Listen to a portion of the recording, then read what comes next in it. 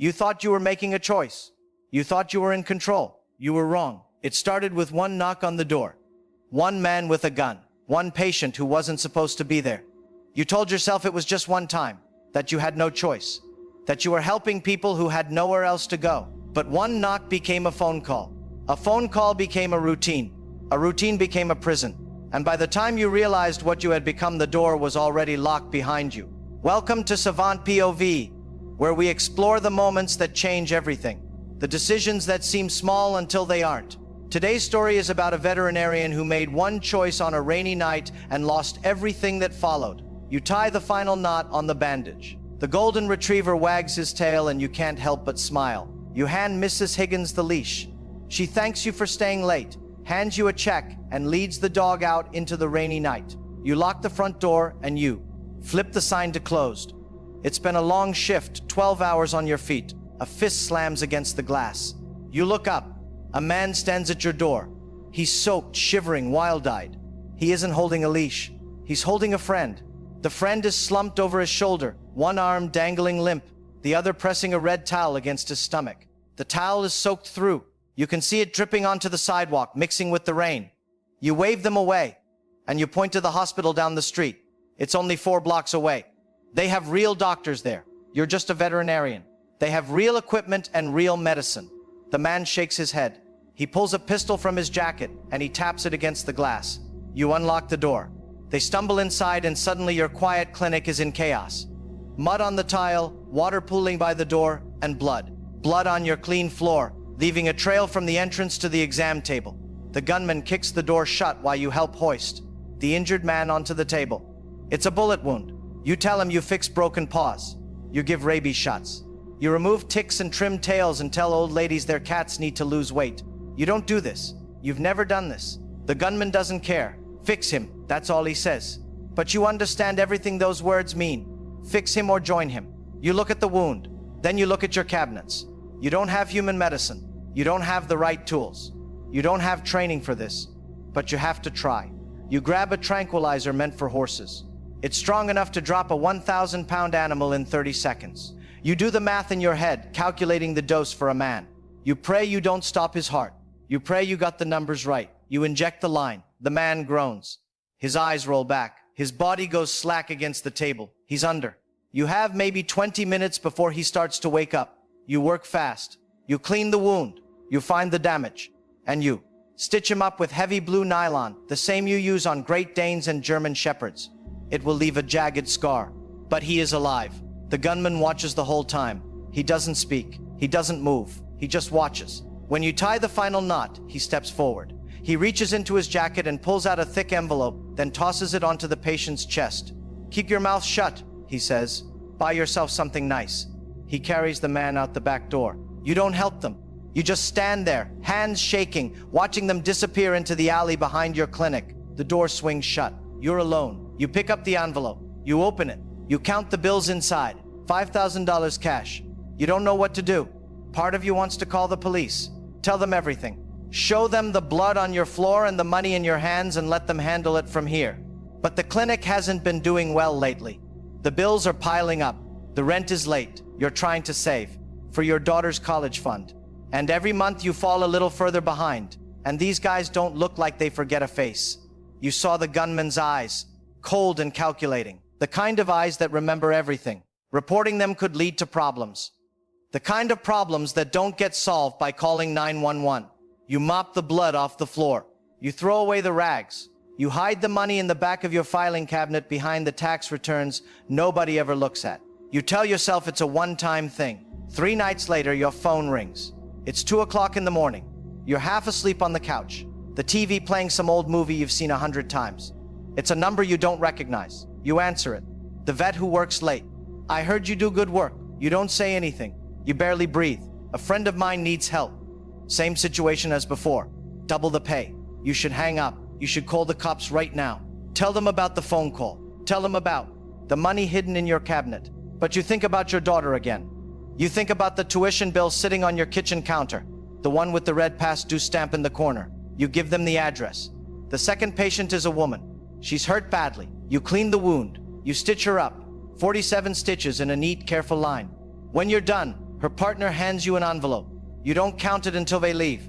$10,000. You start keeping the back door unlocked on Tuesdays and Thursdays. Word spreads.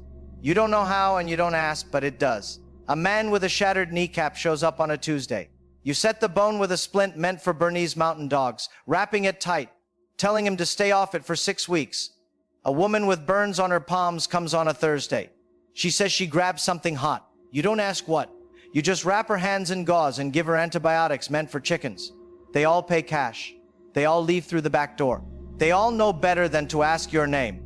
And you know better than to ask theirs. But here's the thing. Here's the thing that lets you sleep at night. Most of them aren't criminals.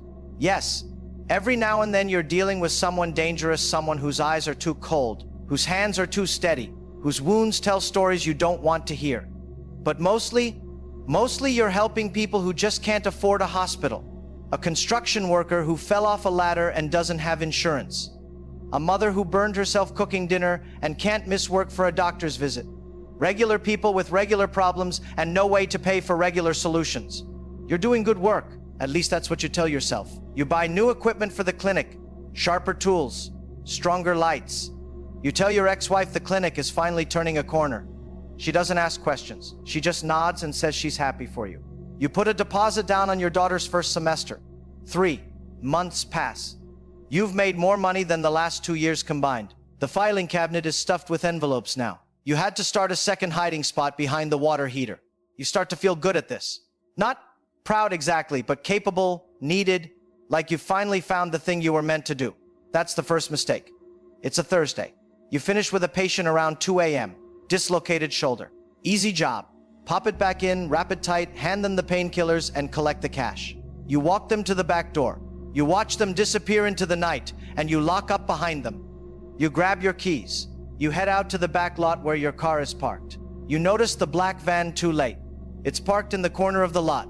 The side doors slide open. 2 men step out. Big, silent, moving with the kind of purpose that tells you they've done this before. One of them puts a bag over your head. Everything goes dark. They shove you into the van. After a short drive, they pull you out. You hear a door open. It smells like a real hospital. They walk you down a hallway. They push you forward and you stumble into a chair. Someone cuts the zip ties.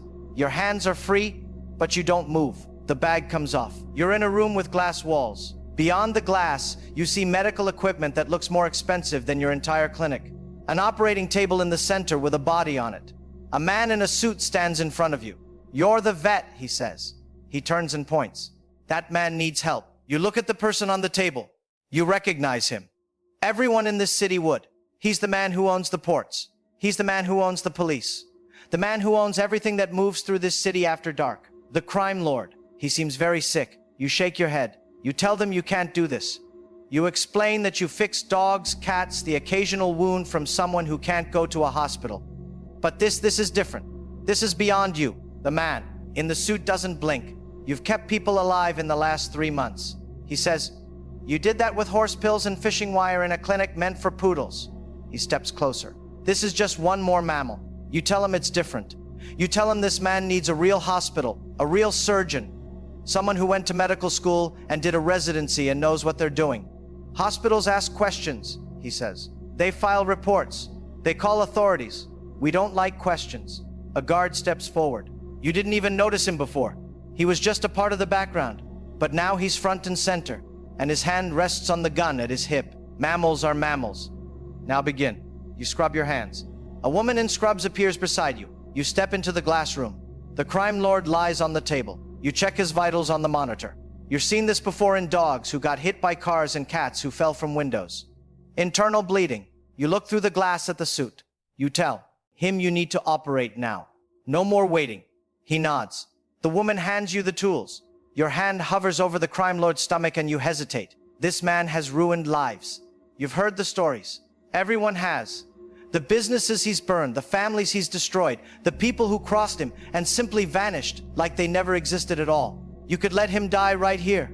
Just hesitate a little too long. Call it a complication. Nobody could prove otherwise. But then you think about your daughter. Her smile, her laugh, the way she hugs you when you pick her up on weekends, squeezing tight like she never wants to let go. You begin. The next 2 hours disappear. You work fast, faster than you've ever worked before. The woman assists you. She's good. She anticipates your moves before you make them, handing you tools before you ask, adjusting the lights when you need to see better. You wonder how many times she's done this. You wonder if she chose this life or if it chose her. Another hour passes. Your back aches. Your legs are numb. Sweat drips down your face, stinging your eyes. But your hands are steady now, steadier than they've ever been. You start to stitch him up. You tie the final knot. The crime lord is alive. You stand there for a long moment. You don't feel proud. You don't feel relieved. You don't feel much of anything at all. Just empty, hollow, like you left something of yourself on that operating table. The suit enters the room. Better than I expected. You pull off your gloves. You drop them in the bin. You tell him you're finished. You ask for a ride home. You want to see your daughter. You want to sleep in your own bed. You want to forget this night ever happened. The suit doesn't move. Soon, he says. He presses a button on the wall. The glass walls turn white. You can't see out anymore. You spin around. The door is sealed. You push against it. Nothing. You pound your fists against the glass. Nothing. You turn around slowly, your heart pounding in your chest. The crime lord's eyes are open. He looks at you the way a cat looks at a mouse. He smiles. You saved my life, he whispers. His voice is weak. You nod. You tell him you did what they asked. Now you need to leave. You have a family, a daughter who needs her father, a life that's waiting for you outside these walls. He shakes his head. A gift like yours, he says. Wasted on house pets. He points to the corner of the room. You look. There's a bed neatly made, a small desk with a lamp, a stack of medical textbooks thick and heavy. I've been looking for someone like you, he says. Calm under pressure. Asks no questions. Works with what they have. You tell him no. Your voice cracks. You tell him you have a life out there, a practice. A daughter who needs her father at her graduation, at her wedding, at all the moments that matter. She'll be taken care of, he says. Best schools, nice home. She'll have everything she needs. She won't even notice you're gone. You move toward the door. You press your hands against the glass. It's cold against your palms. Nobody comes. The suit's voice fills the room. Get some rest. You start early tomorrow. You look at the bed in the corner. You look at the locked door. You look at the man you just saved on the table. You think about that first night. The gunman at your window. The pistol tapping against the glass. The cash on the table. You thought you were making a choice. You thought you were in control. You were wrong. You spent your whole life saving animals. Now you've become one. One knock. One choice. One moment where everything changed forever. The scariest part? At every step he thought he was still in control. He thought he could stop whenever he wanted. He never could. That's what Savant POV is about. The moments that look like choices but are actually traps. If this story hit you, subscribe to Savant POV and hit the bell, because the next one is already waiting. We'll see you there.